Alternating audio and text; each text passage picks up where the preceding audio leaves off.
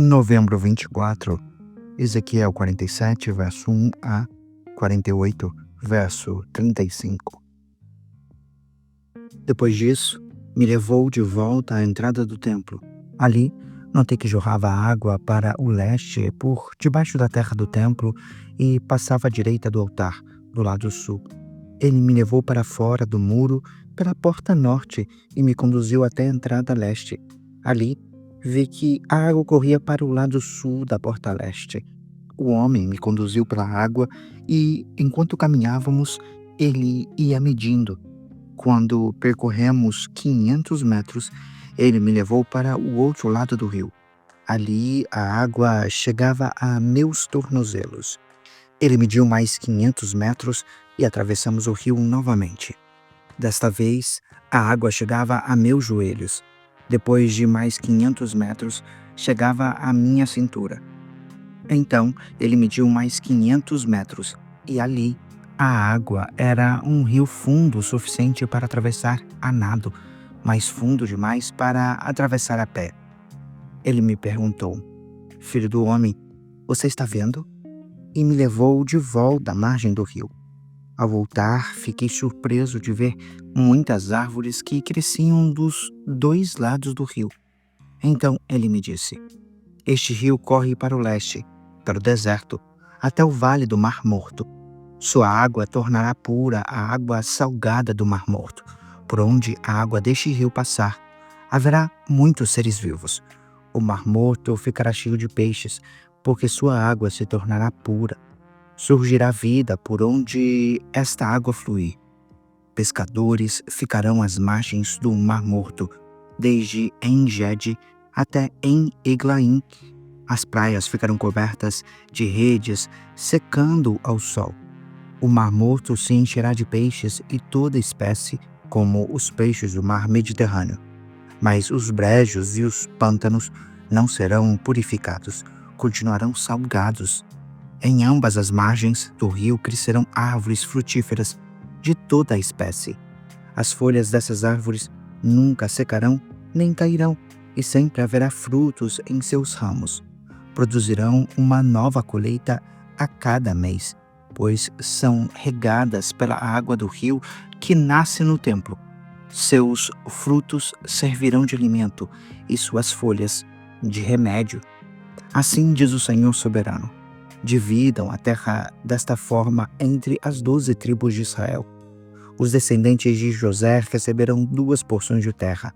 As outras tribos receberão porções iguais. Jurei solenemente que daria esta terra a seus antepassados, e agora ela passará para vocês como sua herança. Estas são as fronteiras da terra. A fronteira norte se estenderá do Mediterrâneo, passando por Etlon, depois por Lebo-Amate, até Zedade. Dali seguirá para Berota e Sibraim, que ficam na divisa entre Damasco e Amate, e por fim para Azar-Aticom, na divisa de Aruã. Portanto, a fronteira norte se estenderá do Mediterrâneo até Azar-Enã, na divisa entre Amate ao norte e Damasco ao sul. A fronteira leste começará num ponto entre Aruã e Damasco, se estenderá para o sul ao longo do rio Jordão, entre Israel e Gileade, passando o Mar Morto e prosseguindo para o sul até Tamar. Essa será a fronteira leste. A fronteira sul se estenderá de Tamar até as águas de Meribá, em Cádiz, e de lá seguirá o curso do ribeiro do Egito até o Mediterrâneo. Essa será a fronteira sul. Do lado oeste, o próprio Mediterrâneo será sua divisa, desde a fronteira sul até o ponto em que começa a fronteira norte, de frente para Lebo-Amate. Dividam a terra dentro dessas fronteiras entre as tribos de Israel. Distribuam a terra como herança para si mesmos e para todos os estrangeiros que vivem entre vocês e criam os filhos em seu meio. Eles serão para vocês como israelitas de nascimento e receberão herança entre as tribos.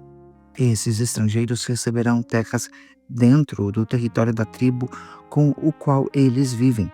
Eu o Senhor soberano, falei.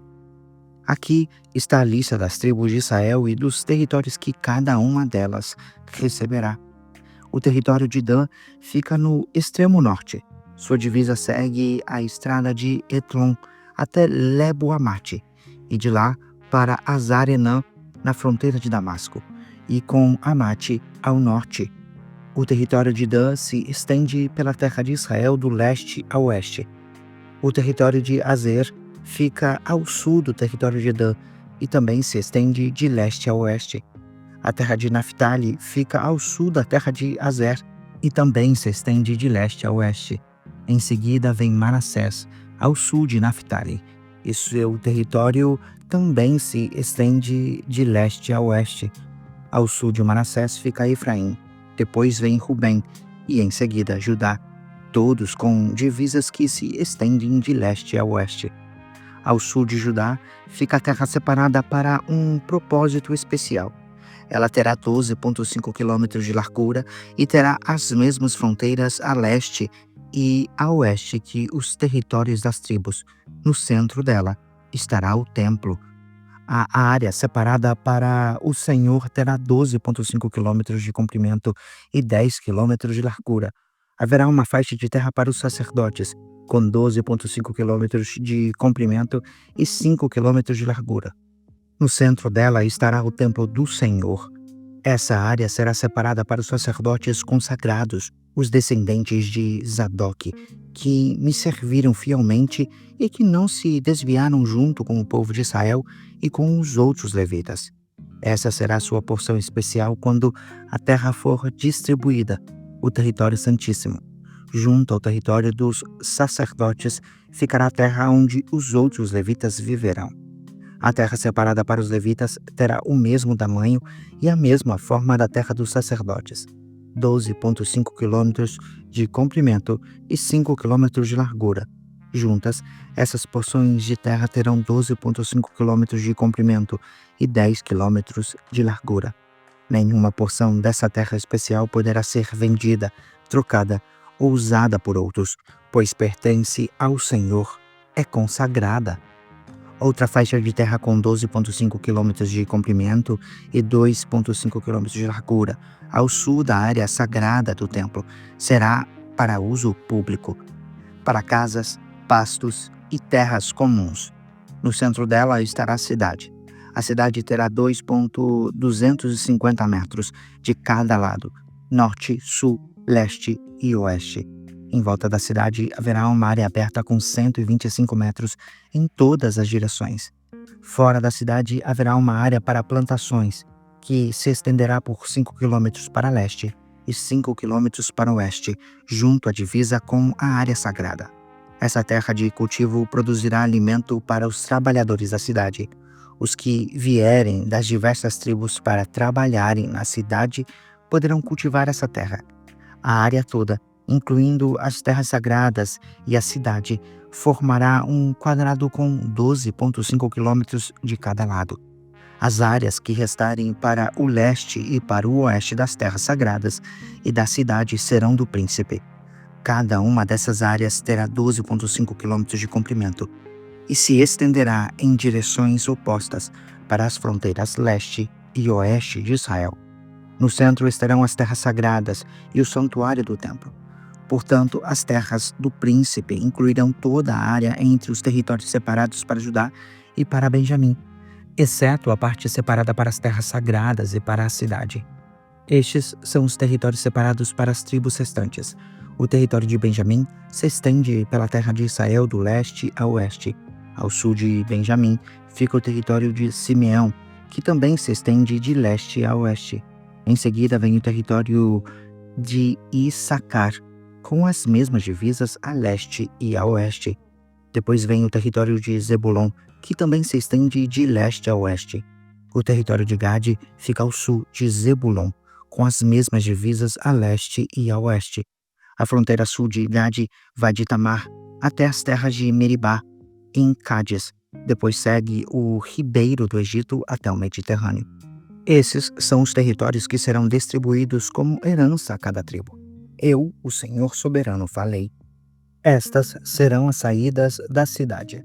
No Muro Norte, que tem 2.250 metros de comprimento, haverá 3 saídas, cada um com o nome de uma das tribos de Israel. A primeira será chamada de Rubem, a segunda Judá e a terceira Levi.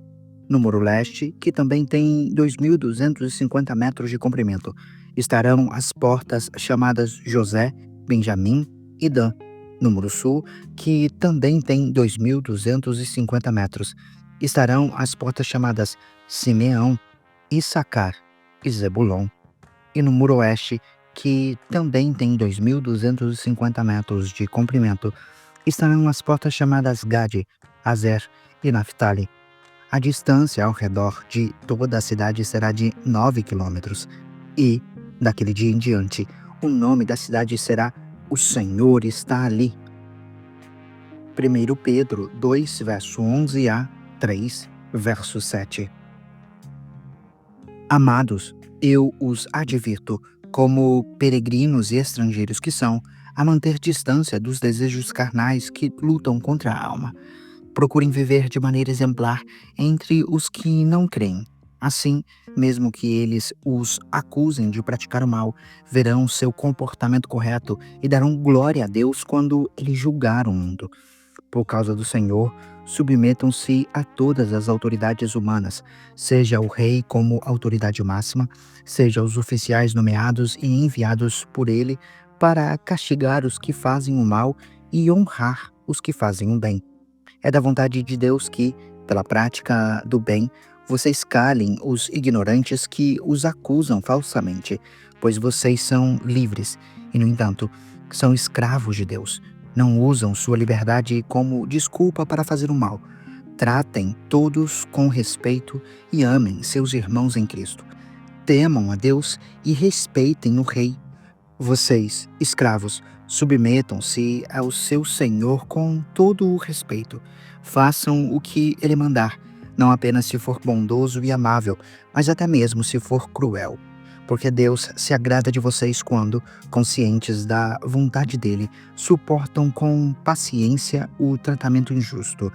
Claro que não há mérito algum em ser paciente quando são açoitados por terem feito o mal, mas sofrem por terem feito o bem e suportam com paciência. Deus se agrada de vocês, porque Deus os chamou para fazerem o bem, mesmo que isso resulte em sofrimento, pois Cristo sofreu por vocês. Ele é seu exemplo, sigam seus passos. Ele nunca pecou, nem enganou ninguém, nem revidou quando foi insultado, nem ameaçou se vingar quando sofreu, mas deixou o seu caso nas mãos de Deus, que sempre julga com justiça. Ele mesmo carregou nossos pecados em seu corpo na cruz, a fim de que morrêssemos para o pecado e vivêssemos para a justiça. Por suas feridas somos curados. Vocês eram como ovelhas desgarradas, mas agora voltaram para o pastor, o guardião de sua alma. Da mesma forma, vocês, esposas, sujeitem-se à autoridade de seu marido. Assim, mesmo que ele se recuse a obedecer à palavra, será conquistado por sua conduta. Sem palavra alguma, mas por observar seu modo de viver puro e reverente. Não se preocupem com a beleza exterior obtida com penteados extravagantes, joias caras e roupas bonitas. Em vez disso, vistam-se com a beleza que vem de dentro e que não desaparece. A beleza de um espírito amável e sereno, tão precioso para Deus. Era assim que se adornavam as mulheres santas do passado. Elas depositavam sua confiança em Deus e se sujeitavam à autoridade do marido. Sara, por exemplo, obedecia a Abraão e o chamava de Senhor. Vocês são filhas dela quando praticam o bem, sem medo algum. Da mesma forma, vocês, maridos, honrem sua esposa. Sejam compreensivos no convívio com ela, pois, ainda que seja mais frágil que vocês, ela é igualmente participante da dádiva de nova vida concedida por Deus. Tratem-na de maneira correta para que nada atrapalhe suas orações. Salmos 119, versos 49 a 64. Zaim. Lembra-te da promessa que fizeste a este teu servo. Ela é minha esperança. Tua promessa renova minhas forças. Ela me consola em minha aflição. O tempo todo os orgulhosos me desprezam, mas eu não me desvio de tua lei. Medito em teus estatutos tão antigos. Ó Senhor, eles me consolam. Fico furioso com os perversos, pois eles rejeitam tua lei. Teus decretos são o tema de minhas canções na casa onde tenho vivido. À noite penso em quem tu és, Senhor. Portanto, obedeço a tua lei. Assim passo meus dias, obedecendo às tuas ordens. Senhor, tu és minha herança. Prometo obedecer às tuas palavras. Busco o teu favor de todo o coração. Tem misericórdia de mim, como prometeste. Refleti sobre o rumo de minha vida e resolvi seguir teus preceitos. Eu me apressarei e, sem demora, obedecerei a teus mandamentos. Os perversos tentam me arrastar, mas não me esquecerei de tua lei. Levanto-me à meia-noite para te dar graças por teus justos estatutos. Sou amigo de todos que te temem, dos que obedecem às tuas ordens. Ó Senhor, o teu amor enche a terra. Ensina-me teus decretos. Provérbios 28, versos 12 e 13. Quando os justos são bem-sucedidos, todos se alegram. Quando os perversos assumem o poder, as pessoas se escondem. Quem oculta seus pecados não prospera. Quem os confessa e os abandona recebe misericórdia.